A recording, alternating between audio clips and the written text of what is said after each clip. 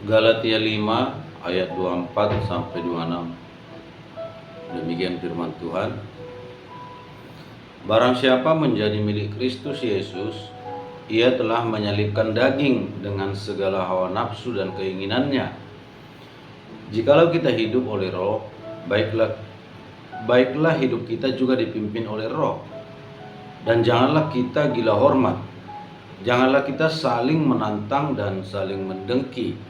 Sekali lagi saudaraku, barang siapa menjadi milik Kristus Yesus, ia telah menyalibkan daging dengan segala hawa nafsu dan keinginannya.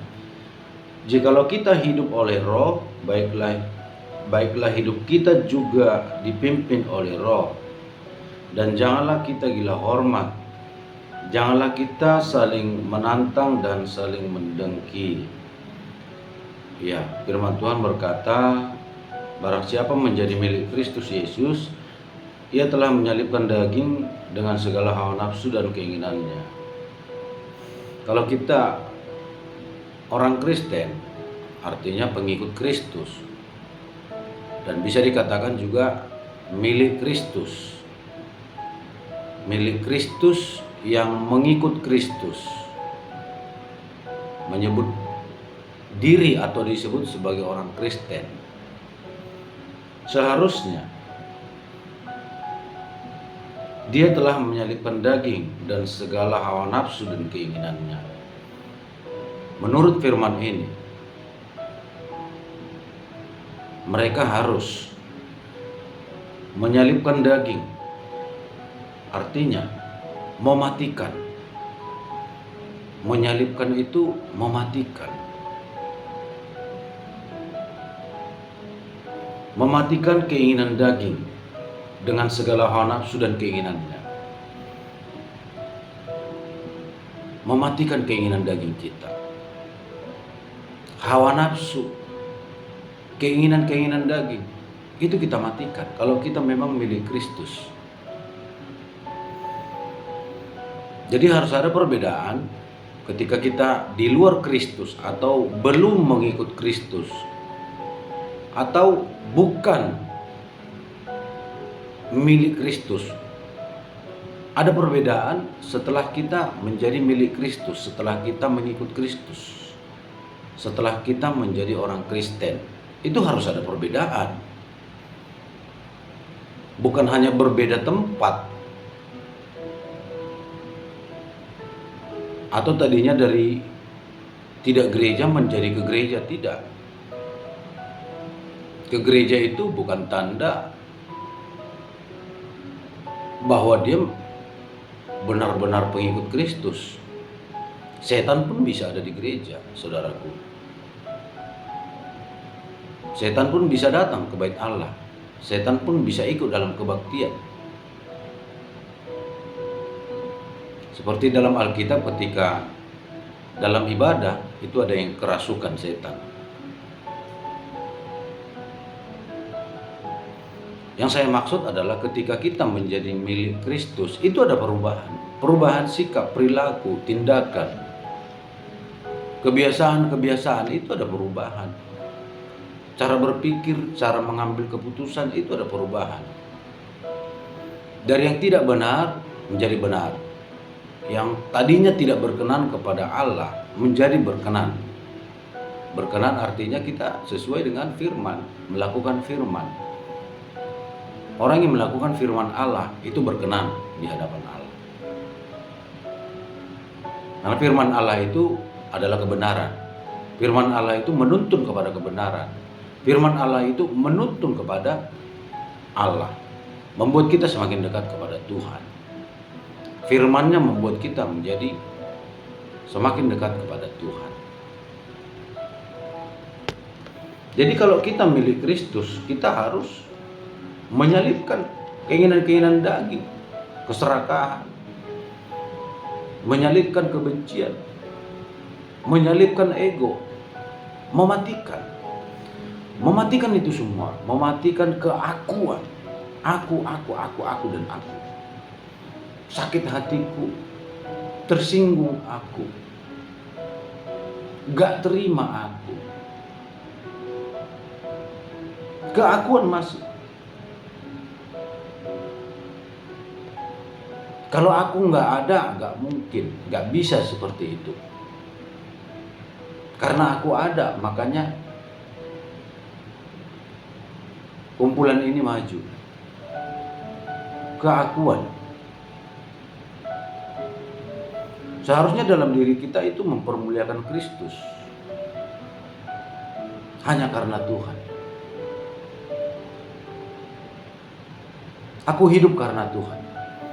Aku hidup karena kasih karunia-Nya. Aku hidup untuk memuliakan Dia. Hidupku ini bukan untukku lagi, tetapi untuk Kristus. Hidupku ini bukan diriku lagi, tapi Kristus yang hidup dalam aku. Sehingga semata-mata semua kegiatan kita mempermuliakan Tuhan. Pikiran kita, tindakan kita mempermuliakan Tuhan. Dengan cara apa? Dengan melakukan firman-Nya, tunduk pada firman-Nya. Itu memuliakan Dia, menyenangkan hatinya. Mengakui Dia, memberi tempat seluas-luasnya bagi Dia, bagi Roh-Nya untuk mengendalikan kita. Menyerahkan kepadanya kuasa atas hidup kita. Membiarkan Dia menguasai kita. Kita semakin kecil, Dia semakin besar dalam diri kita. Bahkan kita semakin kosong, semakin kita, bukan kita lagi, tetapi Tuhan yang semakin membesar, semakin menguasai hidup kita.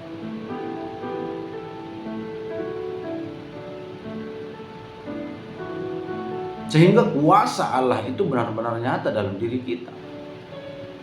Kita berdoa buat orang sakit, dia disembuhkan. Kita berdoa buat orang yang sedang berbeban berat, dia ditolong, dilepaskan. Karena kuasa Allah.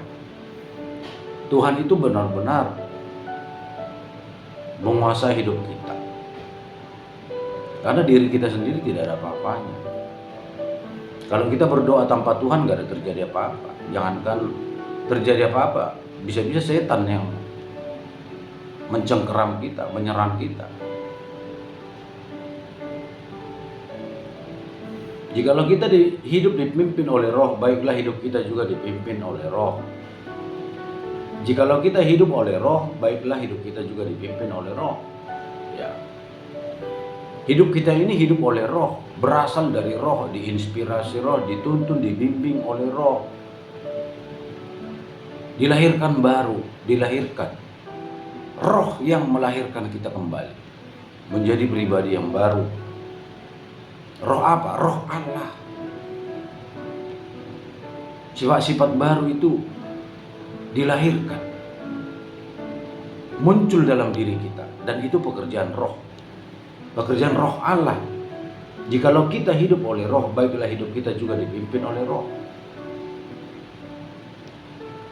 Kehidupan kita ini berasal dari Roh.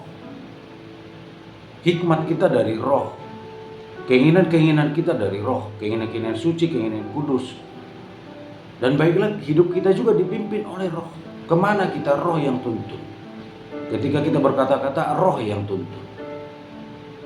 Melakukan sesuatu, Roh yang tuntun. Mengambil keputusan, Roh yang menuntun. Roh apa? Roh Allah. Dan janganlah kita gila hormat, janganlah kita saling menantang dan saling mendengki. Ini kesombongan, hati-hati. Tak perlu apa sih baik hormat dari manusia itu. Lebih baik kita mencari hormat dari Tuhan. Artinya dengan kita melakukan yang benar, mencari perkenanan Tuhan, bagaimana tuh supaya Tuhan disenangkan, itu kita mendapat perhatian, mendapat apresiasi dari Tuhan, mendapat hormat dari Tuhan. Artinya kita di hadapan Tuhan itu kita disenangi, dikasihi oleh Allah, berkenan kepada Allah. Jangan saling menantang dan saling mendengki. Ini sifat iblis, bukan sifat anak Tuhan. Saling menantang, saling mendengki, ini bukan sifat anak Tuhan. Tapi kita harus menunjukkan saling mengasihi, saling menghormati. Tuhan Yesus memberkati. Salam.